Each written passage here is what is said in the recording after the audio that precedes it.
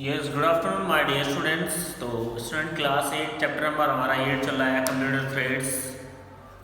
उम्मीद करते हैं आज इसको फ्रीज कर देंगे भी, काफ़ी बड़ा चैप्टर था ये। तो पेज नंबर दिया है 117, type of description of biometrics. तो हम ऑथेंटिकेशंस की बात कर रहे थे, हमारा ऑथेंटिकेशन का मेथड चल रहा था। तो उसमें हमारा फर्स्ट ऑथेंटिकेशन था biometrics.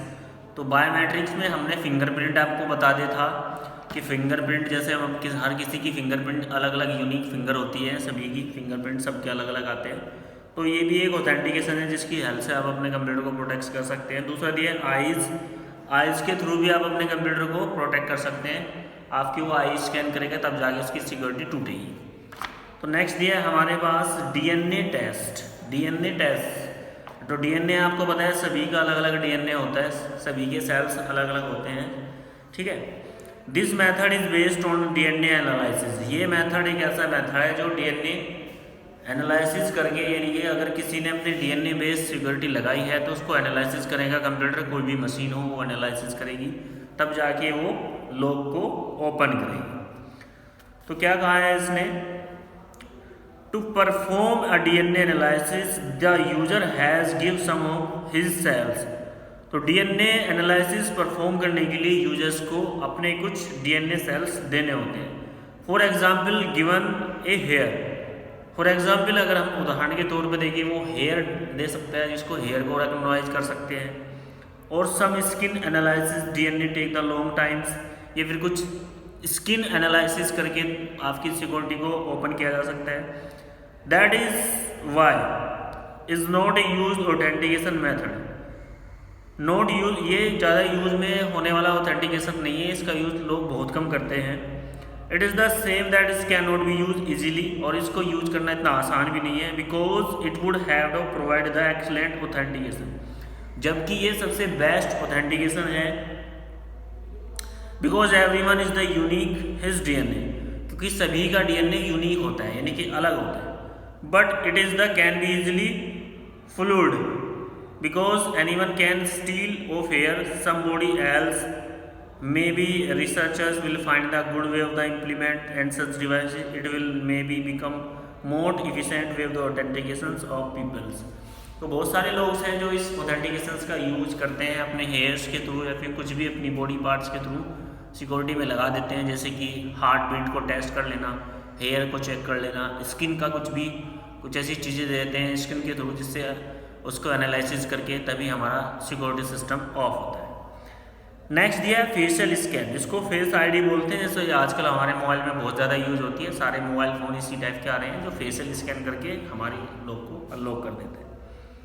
Facial scan, this method is based on the face recognition. ये मेथड हमारे फेस को रिकग्नाइज करता है, फेस को रिकग्नाइज करके लॉक को ओपन करता है। इन दिस मेथड, इस मेथड में ए सिंपल कैमरा, एक साधारण कैमरा होता है, इवन ए वेब कैम, जैसे कि कोई वेब कैम हो, with the low resolution is use, जैसे कि वेब कैम में लो रेजोल्यूशन होता है।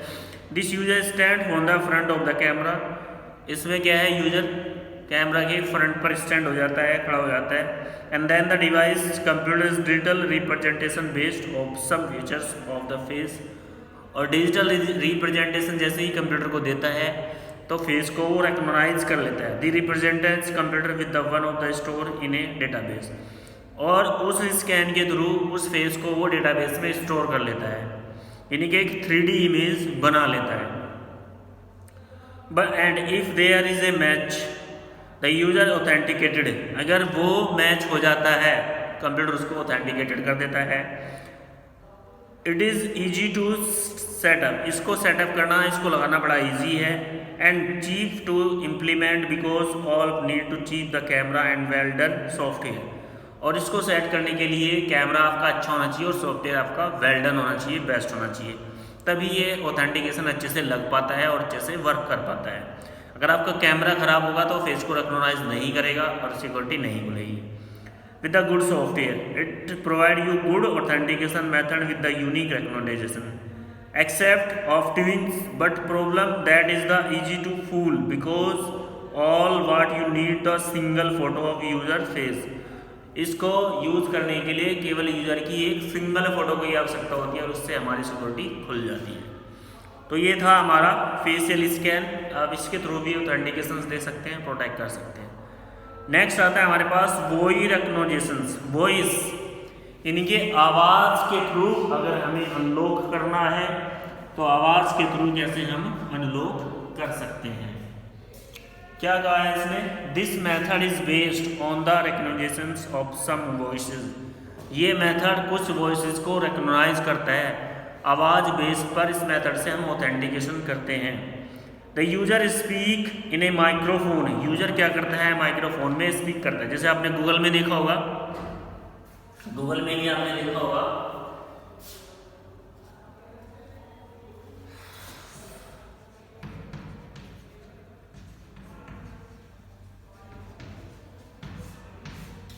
वॉइस सर्च, देखा है ना, voice search.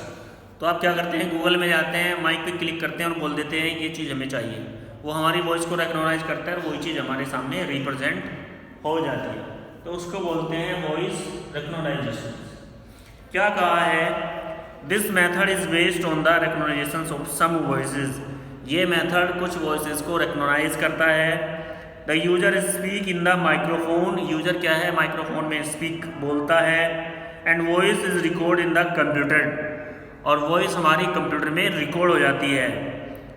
It is done by the using some frequency analysis of voice. ये वॉइस की कुछ फ्रीक्वेंसीज को एनालिसिस करके रिकॉर्ड कर लेता है। This analysis based on the how you speak and not on what you से।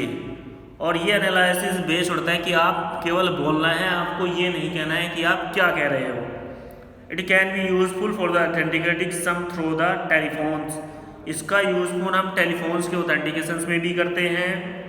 And it's allow user to work और रिपोर्ट द लोकेशंस। और ये यूजर को वर्क करने की परमिशन देता है और लोकेशन भी बता देता है।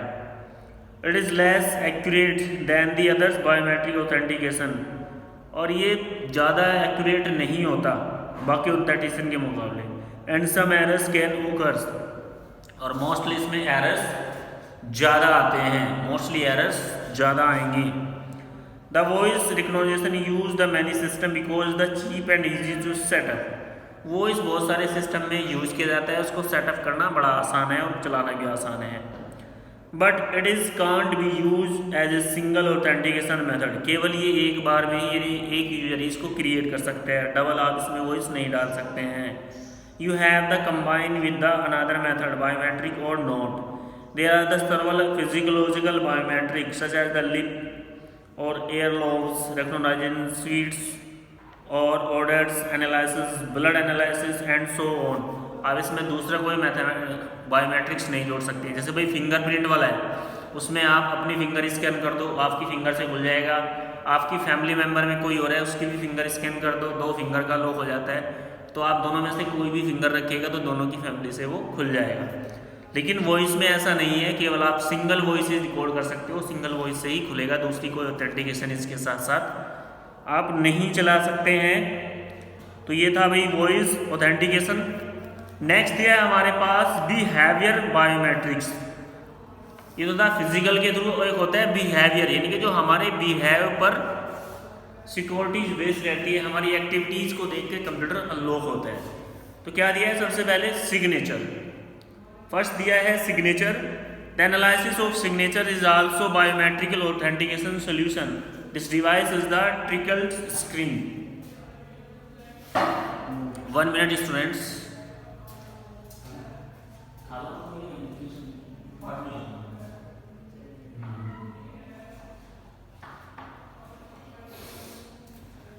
तो पहला यह है इसमें सिग्नेचर। अगर आप किसी स्क्रीन पर साइन कर देते हैं तो भी आपकी सिक्योरिटी अनलॉक हो जाती है और वो रिकॉर्ड भी हो जाती है।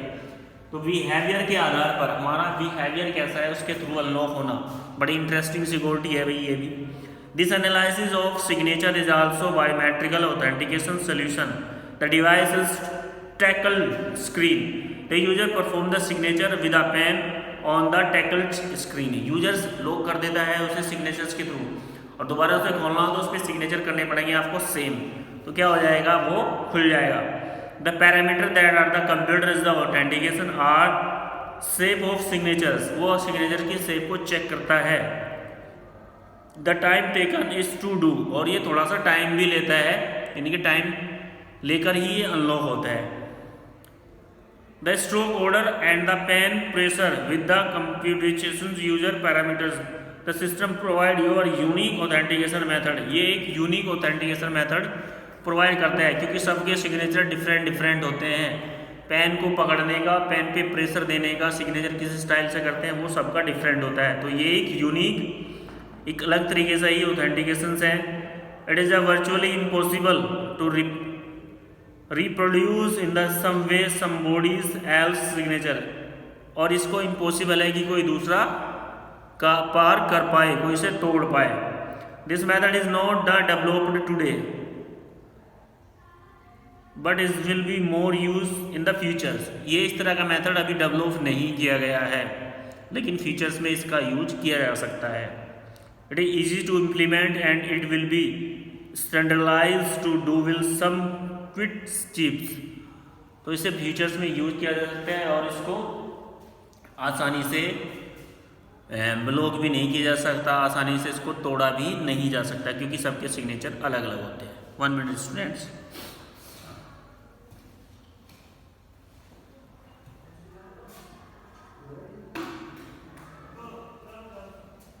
नेक्स्ट ये है gate. Another behavior biometrics is the authentication by the gate. It work by the analyzing how person is walking. How person is walking, यानी कि कैमरा लगे होगा, कैमरे से आपकी वॉकिंग के थ्रू लॉक होगा। A camera film is use the walking, camera film में आपके यूजर्स की वॉकिंग को देखा जाएगा, आप कैसे चलते हैं।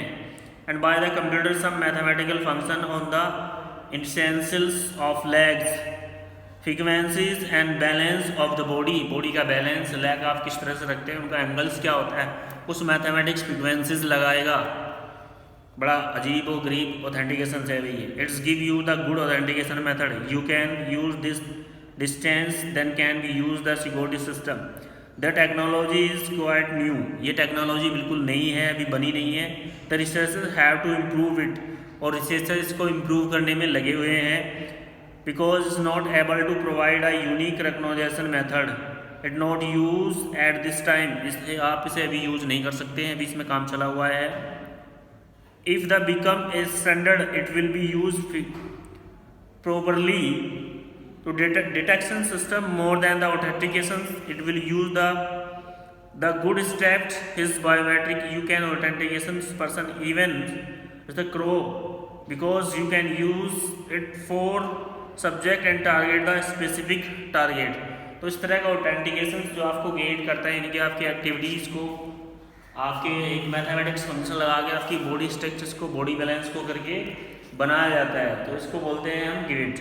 नेक्स्ट दिया है keystroke. Keystroke analysis also behaviour biometric and provide authentication method. This work more less like the signature biometric by the analysis very users typing of keyboard.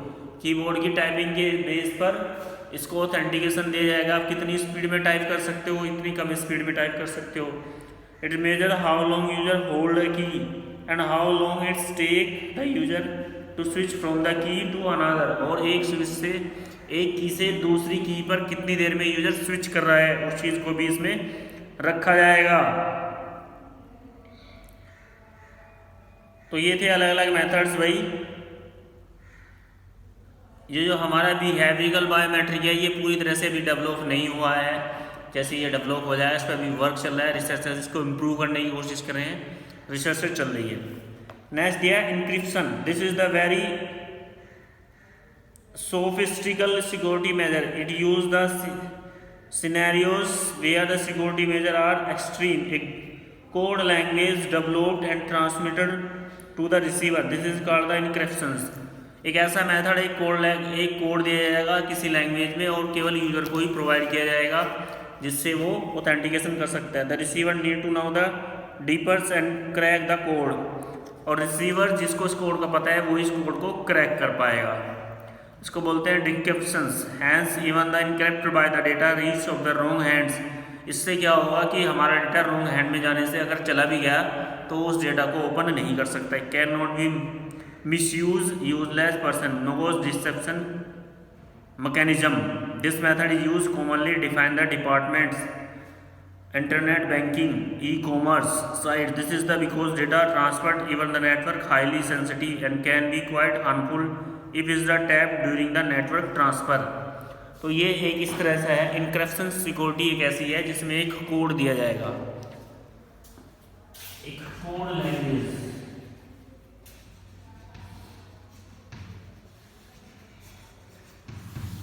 इसमें वो ही इसको ओपन कर सकता है हमारे डेटा को जिसको इस कोड लैंग्वेज का पता होगा। जिसको इस कोड लैंग्वेज का नहीं पता होगा वो डेटा अगर उसके पास चला भी गया तो उस डेटा का वो कुछ नहीं कर सकता, क्योंकि जब तक डेटा का कोड नहीं डलेगा वो ओपन नहीं होगा। नेक्स्ट क्या दिया है इसने, लास्ट हेडिंग दिया है, इसी के साथ ये चैप्टर भी फिनिश हो जाएगा भाई। इसमें कहा है फेयरवॉल। फेयरवॉल एक तरह से नेटवर्क सिस्टम होता है हमारा, एक सिक्योरिटी सिस्टम होता है जिसके थ्रू हमारे बहुत सारे डिवाइस को सिक्योरिटीज मिलती है। क्या कहा, a firewall is the security device that can be software program. ये एक सॉफ्टवेयर प्रोग्राम है और डिटेक्ट द नेटवर्क अप्लायंस, और नेटवर्क को अप्लायंस को डिटेक्ट करता है। The main purpose of firewall is to be separate a secure area from less secure area and control the communication between the two. Firewalls can perform is variety of others functions controlling inboards and the outboards communication anything of a signal machine is the entire network.